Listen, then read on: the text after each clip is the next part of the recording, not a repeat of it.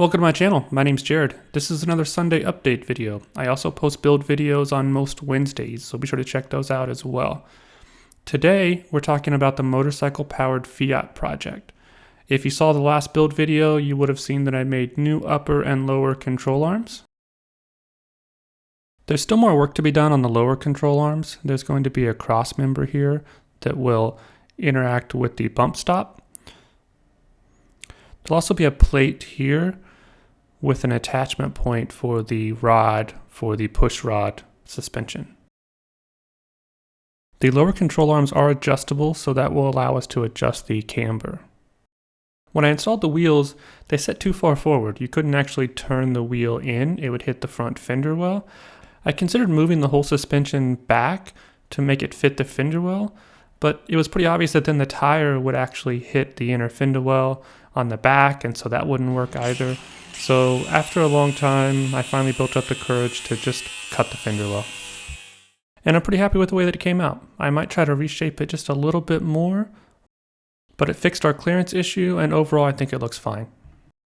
So the next step is going to be figuring out how to connect the tie rods to control the steering.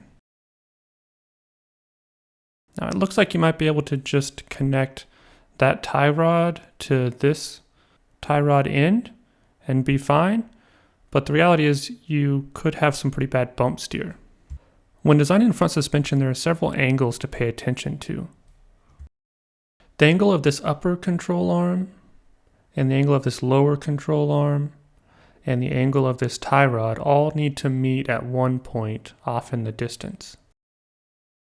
I did my best to put that pivot point for this lower control arm in the right location, because all three of those need to go in a line as well. The lower control arm, the upper control arm, and the tie rod all need to pivot along the same axis.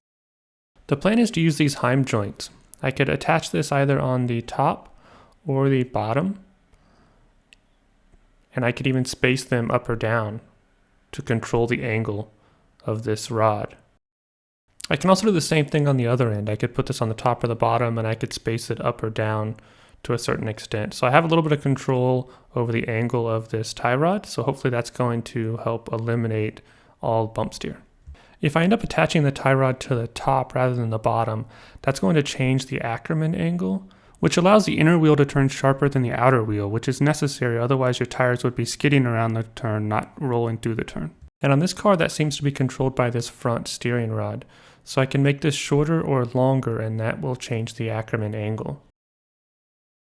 So in the next build video, we'll start working on the pushrod suspension, and we'll address all those steering issues. After that, we will either move on to the rear suspension, start working on that, or we will work on the cooling system up front. I've got to open up the front end to allow air to come in. There's going to be a radiator up front and a fuel cell in the front. Okay, so that's it for this week, guys. Thanks for watching, and if you haven't already, please consider subscribing.